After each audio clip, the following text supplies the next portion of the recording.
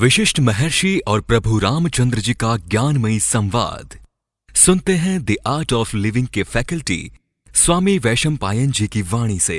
अगर आपने अभी तक इस चैनल को सब्सक्राइब नहीं किया है तो इसे जरूर सब्सक्राइब करें और सब्सक्राइब करने के बाद बेल आइकन को भी जरूर दबाएं। जय गुरुदेव। योग वशिष्ठ के अगले एपिसोड में आप सबका बहुत बहुत स्वागत है। पिछले एपिसोड में हम महर्षि वशिष्ठ जी जो कहानी बता रहे थे उसको देख रहे थे। उसी कहानी को आगे बढ़ाते हैं। वशिष्ठ जी ने कहा, इस सब के बाद मैं अंतरिक्ष में अपनी कुटिया या आश्रम में पुनः प्रविष्ट हुआ। अपने भौतिक शरीर को खोजा, वह वहां नहीं था, परंतु उस कुटिया में एक वृद्ध संत बैठा हुआ मिला। वह समाधि लगाए था। मेरी इच्छा थी कि वह यही रहे। जब उस कुटिया में रहने की इच्छा समाप्त हो गई तो वह कुटिया अदृश्य हो गई। सब कुछ मन का ही है ना। जैसे दोबारा वह सब अनुभव करके महर्षि वापस लौटे अंतरिक्ष में अपनी कुटिया में, आश्रम में, तो वहां पे उनका भौतिक शरीर उनको नहीं दिखा, लेकिन एक संत वहां पे बैठा हुआ था। उनको लगा कि वो संत वही रहना चाहिए। फिर जब कुटिया में रहने की उनकी इच्छा समाप्त हुई तो वह कुटिया भी अदृश्य हो गई। जब किसी स्वप्न या धारणा का अंत होता है तो जो पदार्थ उसमें उत्पन्न होते हैं वे भी अदृश्य हो जाते हैं। ये तो सही बात है। स्वप्न में आप जो कुछ देख रहे हो तो नेचुरली अलग अलग पदार्थ संसार की निर्मित होती है, लेकिन जब स्वप्न समाप्त हो जाता है तो वो पदार्थ कहाँ जाते हैं? वो भी स्वप्न के साथ साथ ही नष्ट हो जाते हैं। कुटिया ध्वस्त हो गई, संत गिर पड़ा और मैं भी उसके साथ धरती तल पर उतर आया। वह संत जिस स्थिति में आश्रम में था उसी स्थिति में उसका धरती पर अवतरण हुआ। ऐसा इसलिए हुआ कि प्राण और अपान के योग से उसने गुरुत्वाकर्षण पर विजय प्राप्त कर ली थी। वह समाधि से उठा भी नहीं था। तो प्राण और अपान, प्राणों के ऊपर उसने पूरी तरीके से नियंत्रण हासिल कर लिया था। तो जिस स्थिति में वह कुटिया में था वैसे के वैसे वह धरती के ऊपर उतर आया। उसने वह सिद्धि प्राप्त कर ली थी। प्राण अपान के, प्राणों के ऊपर जिसने सिद्धि प्राप्त कर ली उसको सभी सिद्धियां मिल जाती है। उसका शरीर शिला की तरह मजबूत था तथा रुई के समान हल्का भी था। उस संत का शरीर शिला, पत्थर के जैसे मजबूत था और रुई के जैसे हल्का भी था। उस संत को जगाने के उद्देश्य से मैंने बादल का रूप धारण किया, गड़गड़ाया और बरसा। उसकी चेतना, शरीर चेतना लौट आई। उसने मुझे अभिवादन किया और अपनी कथा सुनाई। तो वशिष्ठ जी को लगा कि उसको जगाना चाहिए, तो खुद बादल बन गए और पानी बरसाया उसके ऊपर गड़गड़ाहट के साथ। फिर वह अपने शरीर में आया, ध्यान से बाहर निकला और फिर उसने अपनी कथा सुनाई। मैंने बहुत समय तक देवलोक में विचरण किया है।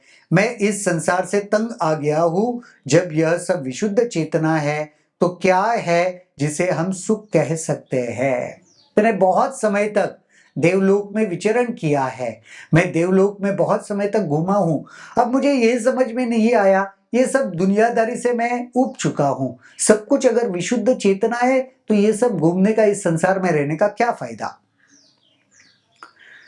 जिसे हम सुख कह सकते हैं, सुख भयानक दुख है, संपदा विपदा है। इंद्रिय सुख सबसे बुरा रोग है और सुख के लिए दौड़ खिजाहट भरी होती है। देखो, सुख के पीछे भागना मूर्खता है और दुख का कारण वही है, क्योंकि मैं सुख चाहता हूं और सुख के पीछे भाग रहा हूं। अवस्था बढ़ने के साथ साथ बाल सफेद होने लगते हैं, दांत गिरने लगते हैं और शक्ति कम होने लगती है, पर लालसा बढ़ती जाती है।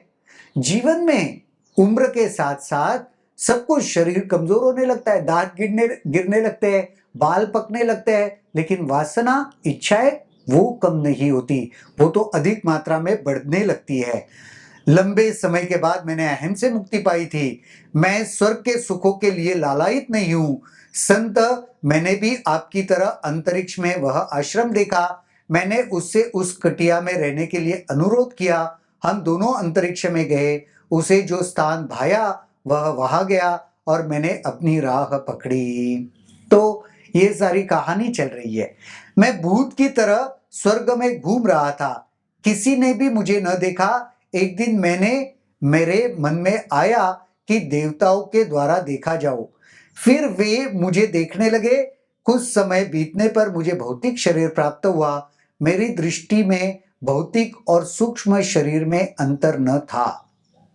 ये कहानी वह संत बता रहा है कि उसे लगा कि देवताओं के द्वारा मुझे देखा जाना चाहिए, तो देखा जाना चाहिए, तो फिर उसके शरीर ने भौतिक स्थूल रूप धारण किया और फिर वो वहां पहुंचा। फिर वो मुझे देखने लगे। कुछ समय बीतने पर मुझे भौतिक शरीर भी प्राप्त हुआ। दोनों में अंतर नहीं था, दोनों ही वास्तव और विशुद्ध चेतना थे। भौतिक शरीर भी और आंतरिक शरीर भी, दोनों में वह शुद्ध चेतना ही थी।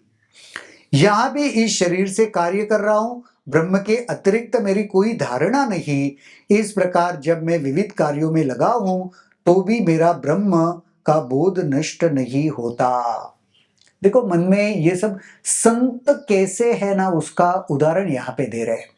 संत आपको बहुत से कार्य करते हुए दिखेंगे, बहुत से उनके भीतर कुछ इच्छाएं भी उठेंगी, उसके वजह से वह उस और गतिशील भी होते दिखेंगे, लेकिन वो भीतर का जो ब्रह्म तत्व का अनुभूति है ना, वो उनसे नहीं जाता, वह शाश्वत वैसे ही रहता है।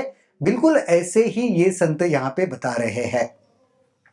आप सबके मन में और मेरे मन में बार बार होने वाले वायवीय वशिष्ठ के भाव के कारण मैं यहाँ प्रतीत बैठा हूं। सच्चाई यह है, सब कुछ विशुद्ध शून्य है और ये सब धारणाएं हैं और सृष्टिकर्ता के मन में उत्पन्न होती है। ये जो कुछ मैं आप यहाँ पे बैठा हुआ दिखाई दे रहा हूं, ये भी धारणा है, वास्तविक कुछ नहीं है। वास्तविक शून्य है, ब्रह्म है, वह शाश्वत बोध है, सत्य है। जब सत्य का बोध होता है तो सृष्टि के लिए तथाकथित दृश्य जल की तरह दिखाई पड़ने वाली मरीचिका की तरह ओझल हो जाती है। वास्तविक प्रकृति का ज्ञान होने पर ही ऐसा होता है।